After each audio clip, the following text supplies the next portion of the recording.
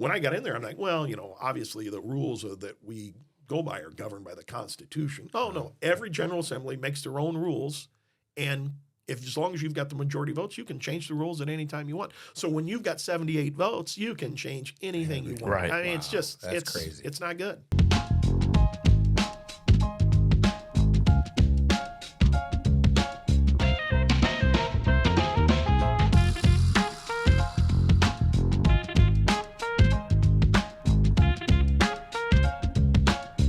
Well, welcome back to the table, Mike Coffey, state rep from the 95th district. You're our second repeat person on the table. We were a little concerned about you getting elected. We had to wait until the election was over to make sure you'd still be a state rep. You're not the only one. Yeah. I was worried my friends like Brad would try and get me not elected so they could make fun of me. Right. Well, we still make fun of you. No, we're glad to have you back. I think as we were just talking, 2 years after being appointed, just recently elected or re-elected, and it's nice to have some business-friendly folks in the House. Absolutely, certainly, and I mean that. We need more. This we state do. Right? Is not. They don't make it easy on us, no. And you're a small businessman as well. So anyway, what?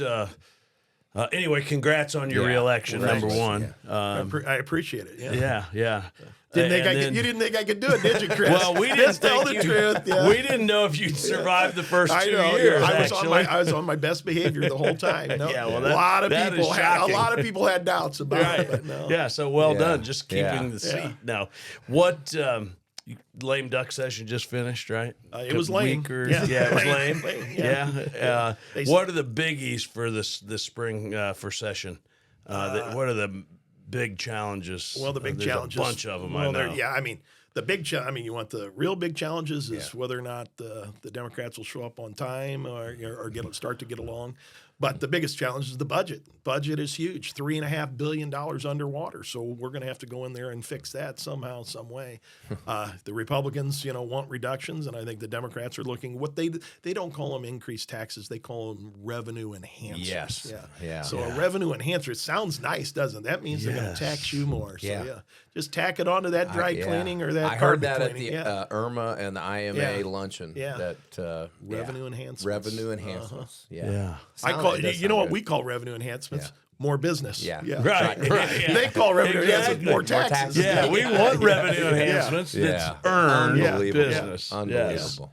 Yeah, that's crazy. Well, man. Revenue enhancements for me as I make my daughter work for free. That's a revenue enhancement. Never goes well, but I failed to mention the restaurant business as well. So Well, it's always great. So how has the balancing act been? It's had to be a challenge to be, with all the hard work you state reps do, and then running the restaurant businesses. Well, actually, it is somewhat difficult because having been in the restaurant and working, full time, a lot of the Republicans are farmers, and most of them have, other jobs, and some of the Democrats do. So that's difficult. I'm very fortunate. It's a family business, so family members pick up, when I'm not going to be there. And we've got some very long-term key employees that have really done a nice job of helping out and all that. Otherwise, I couldn't do it. Got a great district. The big thing for me is it's a great district. Pretty much Sangamon County, a little bit of Christian and a little bit of Macon County. So I've got one of the most geographically condensed districts for outside of Chicago for being down south. I've got fellow reps that have 10 counties they represent. Wow. And I mean that would be brutal. So I really like the district. It's really my home district. So that makes it more convenient. And I've hired my staff people are good.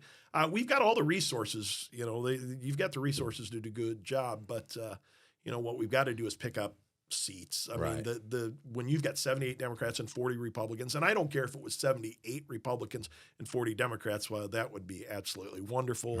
Right. You could call me Speaker of the House then. Right. But and then I'd have been dropped off, and there'd be bodyguards out there. Right. It'd be kind of cool, but we're way far away from that. But when you've got a disparity like that, that's really not good government because there's not a lot of back and forth, and so we've got to do more to get that done. Now, given the situation that Illinois is in, I think there is going to be more working back and forth, or at least they should. I'm thinking after this election where Trump, while we didn't win, we didn't pick up seats in Illinois, and that's mainly due to the districts, the way the districts are drawn. Makes it very difficult. But he picked up 7 points. So if you think of all the national media for 4 years that have just been bashing Trump, and he picked up 7 points in Illinois, if you're the Democratic Party, you've got to say, okay, well, we thought Kamala Harris was going to win.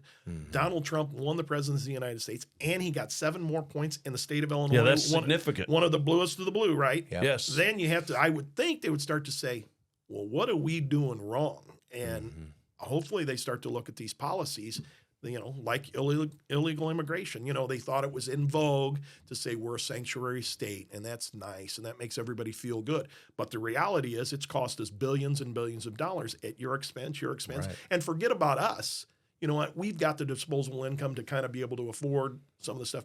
But how about if you're a single mom that goes to work every day, you're paying for insurance, but the illegals coming across the border, they get a free cell phone and they get free insurance and you're not getting. I mean, it's just not fair. Right. Yeah. It's not equitable. It's not fair. I mean, and one of the things I get, politicians in general, I'm not a politician. I'm an elected official that's a business person. I'm not a business person. But one of the things I think they get skewed on so many times is that they don't, my job is very simple. I represent the 95th district, the people in the 95th district. I don't start venturing out into Chicago politics and what they're going to do. I worry about my district. Yeah. And if we did that, get off this global political agenda, worry about your state and what's going on here and what do we need?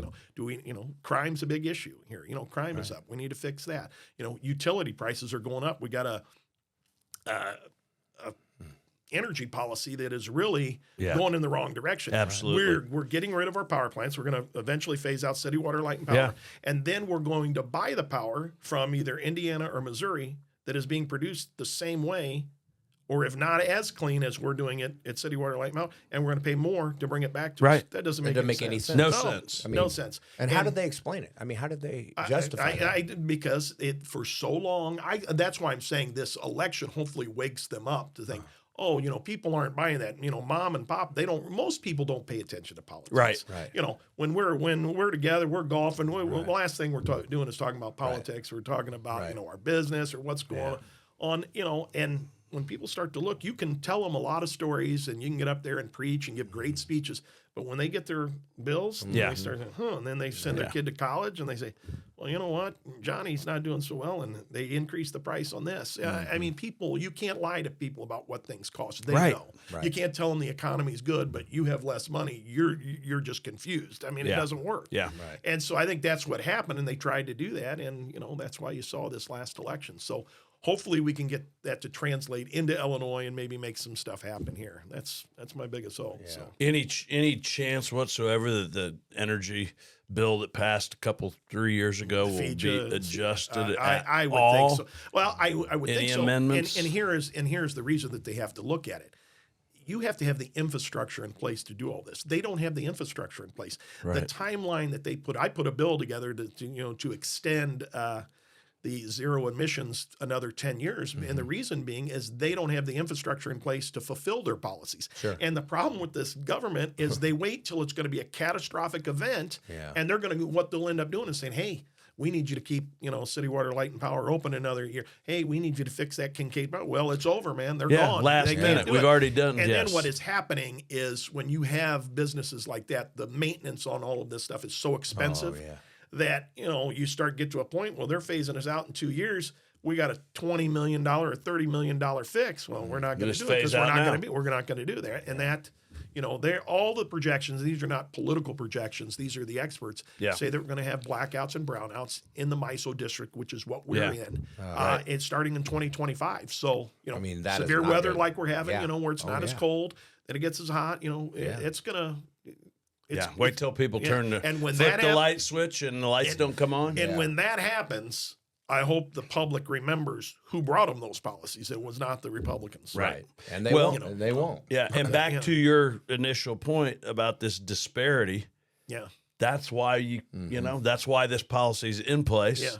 And why it's a challenge to change it, right? It's just bad government when you have this kind of disparity. Yeah, you can't because nobody's either side. They don't have to listen. They don't have to.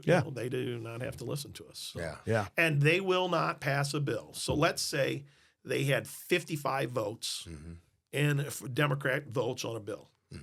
And there was 25 Republicans that would go along with that. They will not bring it to the House floor unless it can only pass with Democratic votes. Now that makes no sense. That is just plain partisanship. It's not good for the public. That's terrible. And that rule should be, I've got a bill in, that they probably won't pass, but every legislator, I at one time it was 5 bills. This is just one bill. Every legislator gets one bill called for a vote on the House floor for a third reading.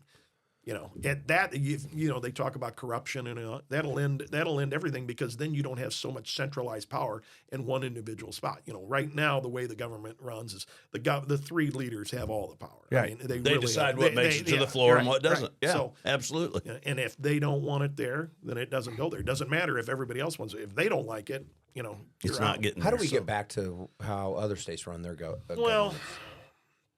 I mean, will it ever? Or just be less corrupt? Well, I think in our particular situation where we are right now, the Republican Party, and I'm speaking for them, and this is just my solution, we need to put every single effort into getting the big office, which is the governor's mansion, by 2030, because for the next map redistricting. They draw these maps, they're crazy, the way some of them are drawn, and it's just to make sure that a certain type of person wins. Yeah. And then what happens is all the Republican districts are all really, really right, and then all the Democratic districts become really, really left. So you have this huge division in the political system right now, and that's what you're seeing. So where they say 80% of people are in the middle, right? That's what you hear on the TV. Which is what we need. Those 80% can't get out of the primaries. Right. So then they're never governing. And so you need to... we need to fix that somehow, and then that's all by how the. What year are the maps? Well, every 10 years after the census, so it'll be 2030. Okay. Then I think if then the governor would come up with a map. I think I'm not really sure how it works, but there'd be 2 different maps, but you get some compromise in the maps. Find some middle ground. If the governor controls and the president of the Senate and the Speaker of the House are all Dems or all Republicans, their maps get voted in. Yeah. I mean, it's just like we had. I don't. You were talking about one of my posts about how things are. They said, "Oh, we got to vote on the rules." So I'm like, I asked a stupid question. I said, "Why do we vote on the rules?" So, what do you mean? I go, "Well, when we're in the House, so like the last time when they're placing the budget." Now, a lot of them went home because they were tired. It was 3 a.m, so they thought, "Oh, it's going to pass." They went home, and then when they went to vote for parts of the budget, they only had 59 votes, so they had to have people get in their cars and drive back, and it failed a second time. Well, according to the rules, you can only bring the bill to the House floor 2 times. So I'm like, oh man, this is great. This is going to be unbelievable. What's going to happen? And all the old timers that they're going, oh no, they'll just change the. I go, what do you mean? Change the rules. They go, Mr. Speaker, I'd like a motion to suspend the rules. Okay, and then they suspend the rules, and then they change it. So the rules are now suspended. So now they can bring it because the rules aren't in place now. So while the rules aren't in place, we can bring it up again. So there are no rules, really. Yeah, there are no rules. We're going to do what we want to do when we want to do it. And I will have to tell you, that's the biggest thing that I can't get over and didn't understand. When I got in there, I'm like, well, obviously the rules that we go by are governed by the Constitution. Oh, no. Every General Assembly makes their own rules.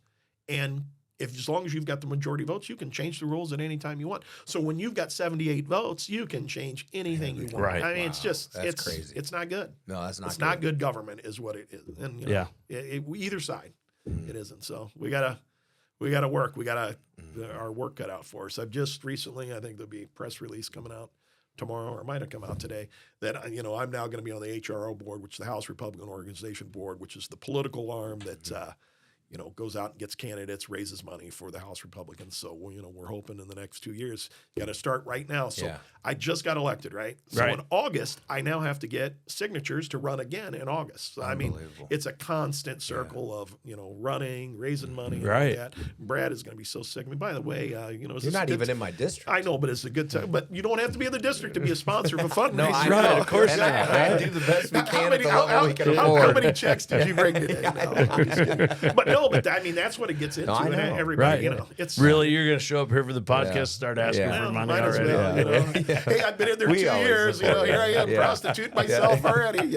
It's less money than playing golf with you and losing all that kind of money. That's right. That's true. Because I dropped him as my golf partner. I got tired of. He said I got too many calls. By the way, hold on. Is that right? It's one of my family members. We're out on this. Chloe's dad, Lori, and Allie, and I mean, it was nonstop. I have a tendency. His dad would be playing behind us, and the force would be behind us. He's Like calling him. Yeah. Who's slow? Yeah, you want to go. Who's the hell's slow up going there? on Yeah. I think it's your group. I Dad. gladly You know? will write you a check for $250. Okay, Well, yeah, that's a peaceful. That's not big enough, citizen. is it? It's not enough. You know, we got to move in to be speaker. It's going to Carl cost Zagano more. will call me. He goes like, "Hey, listen, can you play on Friday? You don't have to play. Mike's not your partner. Yeah. You're going to be with Bruner." I'm like, "I'm in." Not me. I've been dumped due to phone I'm glad he calls. doesn't have feelings. Due to phone calls. That's right. When you run for mayor and they draw little fat pictures of you with a pizza, you know, you pretty much feelings get over that. Glad that guy moved out of town. I forgot about your Chris, run I think for his name mayor. was Chris Brett. Chris, if you think I miss you in town, I do not. I'm glad you're love gone. I hope you're miserable wherever you live. That's all. Oh, yeah. I will tell you Yeah. though, campaigning wise, I mean, you were everywhere in the Oh, yeah, community, yeah. and many people that I know that you don't know that I know. I mean, talked about that. You were everywhere. Well, I think people were surprised.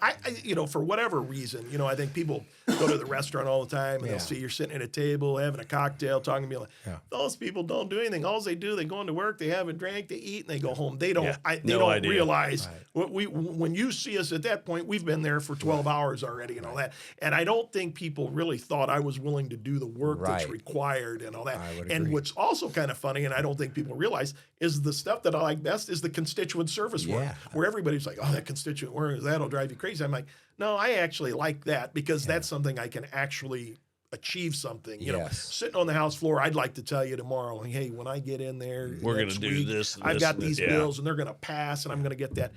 That's very difficult to do. But if you have a problem with the Secretary's I would agree. office And and you you have a were awesome. problem with the Yes. Department of Revenue and you've got a department with DCFS, you can call me and I can help you with that. I Yes. can navigate, Yeah. you know, these different agencies. And so that is And you do. Yeah. And you've I done that try- for me. I- And you've done that for me. We haven't Yeah. gotten it I done know we yet. have no, you but know, you but have, we were you've making gotten us- progress. If Andy you've Menard gotten and the us further government than anybody else. and the governor are listening, we still need to get Brad stuff, you know. Yeah. fixed. But no, I mean, you've gotten No, us but you further try, than yeah. yeah.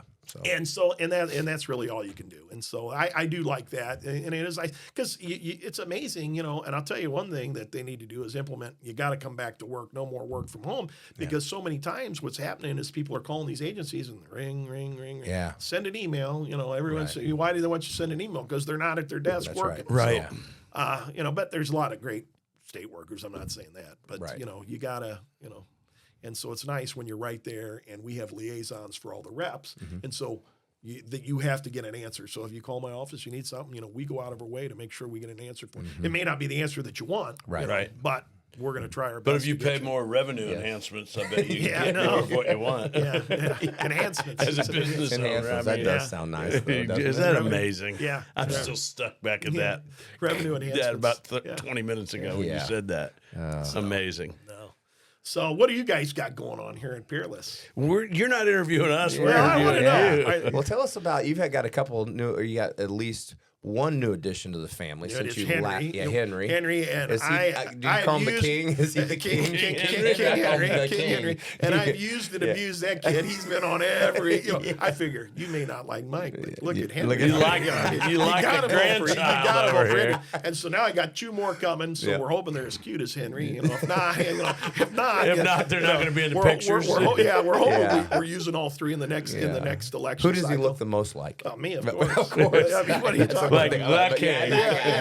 No, but he does look like me, chunky. You know, he's got those fat, chunky cheeks. It's cute. And he's always smiling. Yeah, you well, know. yeah. It's cute when you're a kid. It's just not as cute when you get older. As a kid, girls love it. They always, you know, when you get older, they just go the other way. I love it. So no, That's so good. no. Looking forward to that. I could get the call right now and could Yeah. be having. Is Oh, it is that you close? that Yeah, close? Frank's that baby, with, little Haley? Frankie the third is coming here any day. So, and then we got That's the cool. next one, Allie's other one, Archie. So we're gonna have three boys. under Archie a year. a Already have the names. Is huh? he a family name? Archie, a family name or No, I no? know. I It's don't. a cool name. I guess Allie went to Ole Miss and she loves Ole Miss. So yeah. I'm thinking it's Archie. Archie Manning, farmer. I guess. I like it. I don't know how she came That's up cool. with Archie. It's a great name. So yeah. So we will see. So I'll have them out there on the campaign trail. Got to get ready for the St. Patrick's Day parade with the little kids with them. I like Mike. Sure to get reelected. Yeah. Well, there's nothing sure with my personality. There's nothing sure about getting reelected. Well, no, like we said, we didn't think you survived the first 2 years in office. That's why when people say, God, you're having a lot of fundraisers. I said, with my personality, you think I can do it without the proper funds? There's no way. I can't do it on a shoestring budget. I got to raise some cash. So but it's all good. So, the people are very nice. I like Leader McCombie. We've kind of got some rifts, in the if you've been reading the newspaper, some didn't go to the inauguration and all that. I don't really understand it, why they don't. I wish they would join forces with us because, divided. We shouldn't be divided as Republicans at all. Right, but, for sure. And for us to advance, we're going to have to move north. We're going to have to pick those seats up north. And I think sometimes when you're further, central to southern Illinois, it's harder because the priorities are different. In a lot of ways, it's two different states. Sure. Yes, and agreed. For the Republicans to pick up seats, they're going to, you're going to get a different Republican up north than you're going to have, Springfield and yes, further for south. sure. So some people have a harder time dealing with that and don't like that. So. We'll see where we go. So is that going to affect us with, it doesn't seem like Pritzker and Trump get along very well. Well, but is that going to affect the federal, you never know. Well, it's the President of the United States, I mean, we get a lot of funds from the federal government. Right. So can that be affected politically then? I'm sure I figured it could be, Don has not called me. No, he hasn't. I'm a little surprised, to be honest. But Don. He may now. Yeah. This podcast. He watches. I mean, with you on, it's going viral. It's going viral. So Don might be calling you. I was with Don in 2016 when all the rest of those right wingers were with Ted Cruz. I was with Don. Yeah. So I hope he remembers that if he's listening. Don, if he trip down to Mar-a-Lago with my golf buddies, it'd be great. I'm in on that. Yeah. I'll take you as my partner. Brad will be my caddy since he doesn't want to play with me, but he'll want to come to Mar-a-Lago. I definitely want to come to Mar-a-Lago. Don't leave him alone with Melania, though. You are not right. What do you? Speaking nationally, though, what are you excited about with the new administration? Well, I'm excited. You know what? I can't wait to see his 100 executive orders. Yeah. Hopefully you get. It's already starting to look like the trouble in the Middle East. They're going to have some sort of a settlement there. He gets immigration settled, and then I think he opens up the energy policy because. My big deal is every single business, everybody, if you watch Landman. Yes, I love it. Watch Landman. It's but the best. If you listen to everything that guy says. He's right. Everything runs about our whole oil. economy is run by oil. Agreed. So if you bring that down, guess what? That's the quickest and easiest way to reduce inflation. Right. Yeah. The cost to every business, every consumer, and all that puts more money in the pockets of the people. So I'm hoping that alone will, really jog the economy and all that. And then he's for cutting regulations. Regulations. There's too many of them, and so hopefully it spurs the economy. I agree. I'm looking forward to it. So. Yeah. Oh, me too. Yeah. I think Donald Trump has got the opportunity to either be the greatest president in our lifetime or the worst, and it's all up to him, And I'm hopeful that he'll be tremendous. I would agree. And it seems to me like he's already kind of learned some of the lessons. He's not engaging in all the tit for tat, that people didn't like when he was previously. Correct. And that'll be the hardest thing for him. Yeah, but sure. You know what? Big challenge for him. But people said that all the established people said that, but guess what? He won the election, so maybe he knows more than they do. Right. And I think that's what it comes down to. You with Trump, you're going to get some change. It might be hard, but. I think it's time for somebody. I think it's him being there for 4 years is going to be perfect because we need to shake up our political system. Agree. One thing I can tell you, getting into this, when people say the swamp in politics, there's a swamp in politics, and there's a swamp in Springfield politics. There's a swamp in Illinois politics. There's a swamp in national politics wherever you go, and sometimes you got to disrupt that and get some change and get some fresh blood in there. So my hope is that he does that and we make some big progress. I like it. And then we get him to transfer over here to Illinois, Who knows? He may beg me to run for governor. I hope he does. Mike, you and I are going to campaign. Well, you're the most common sense guy I know. That's for sure. Certain. I don't know about that. At least you. Let's not get carried away, Brad. More common sense than most that are sitting in those seats. Well, no, I do, and I'm very practical. Well, you run a business. Right. Why? I get in. Why are we talking? We're not going to change this. So why are we discussing? Why don't we talk about the things that we can change, we can alter. And that's the thing about politics. It's too much. They spend all their time talking about things that aren't going to get done instead of the stuff that, we can, whatever her name, Nancy Pelosi's for this and we're for that. Why don't we talk about getting that done? But no, we're going to talk about the stuff we hate and the stuff she hates. That's common sense, and all that. So now a lot of people don't like that though. Yeah. And that's kind of the divide that we get into these political parties. So it's going to be interesting, We're going to have to. Why not start with those things that we can change, well, right? And the other thing, the biggest thing is, when you hang out with political people, they sit around, they're always surrounded, now you go over there and then it can be blinding because you get over there and now you're with other political people and they like to talk about politics and they worry about the littlest thing. And I'm constantly saying to them, listen, we've got, there's people that don't like our leader and they're talking, I'm like, nobody knows who they are. I'm not even going to say their names. I'm like, no one I know has ever heard of these people. So why are you worried about it? Just forget about them, But political, we have a tendency to talk about the little chirpy voice that no one knows about. They don't really have a following. Nobody cares what they have to say. They're just rabble rousers, and they waste their time on that.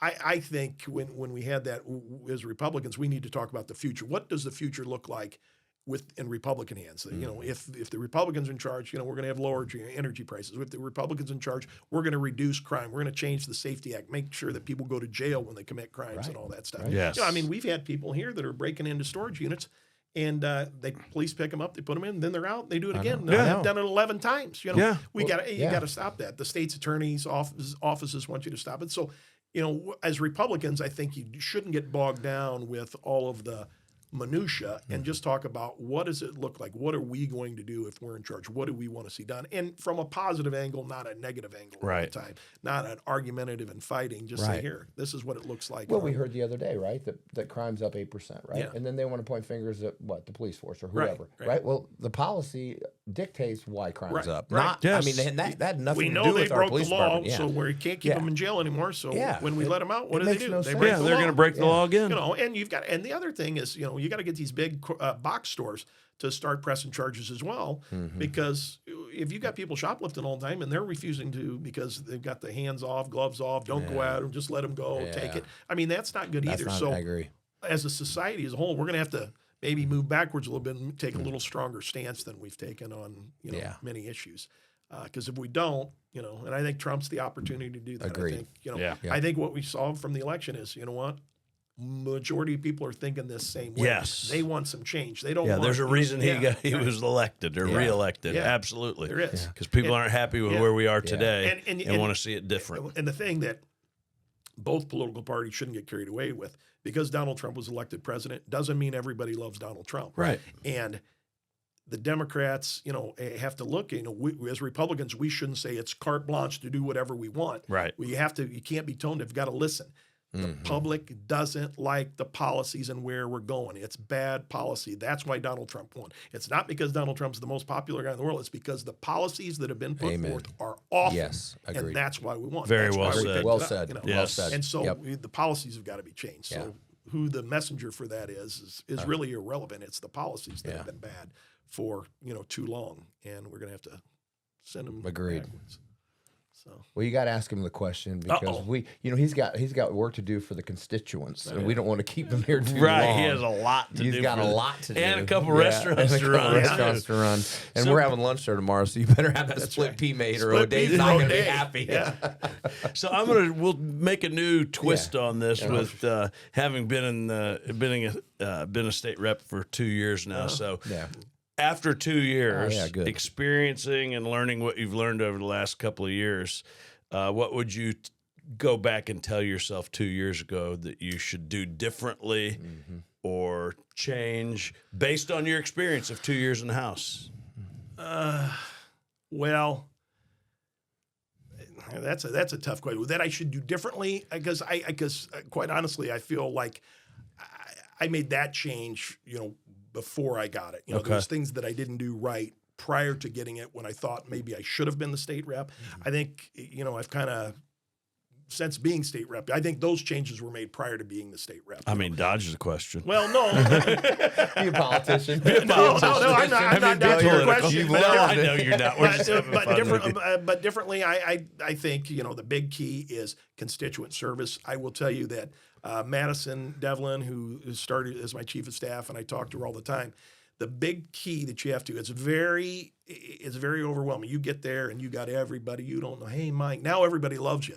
When I was at the restaurant before, you two guys, would walk in about knock me over. You're like, who's the short, chubby kid, and knock me over. Now two guys like you come in.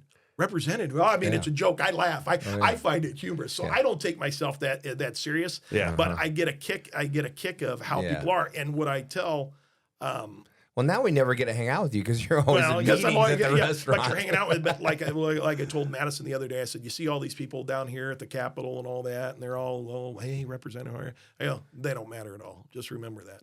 She's like, what are you talking about? I said, you know who matters?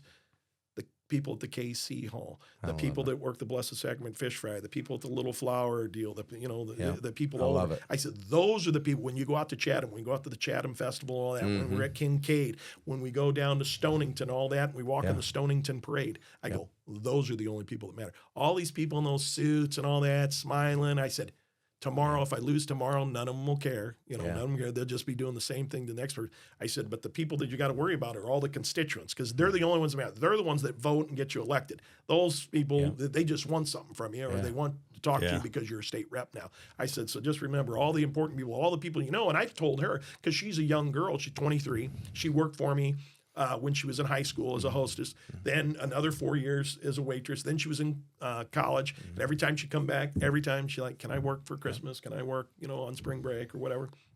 And so she had a job. So I hired her here. I said, when all this stuff comes up, and because it's intimidating. I mean, if it's the three of us and you're sitting there, it's intimidating. I said, always tell me what you think, and I want to know what you think. I said because everybody's got a different perspective. And I said, don't be nervous. I said, all these people, they act like they're important. They know everything. They're no more important than you or any, how you perceive stuff is how the public will perceive it. So that's what I want to know. And so that's good. I would say that is the biggest thing that you learn from being there.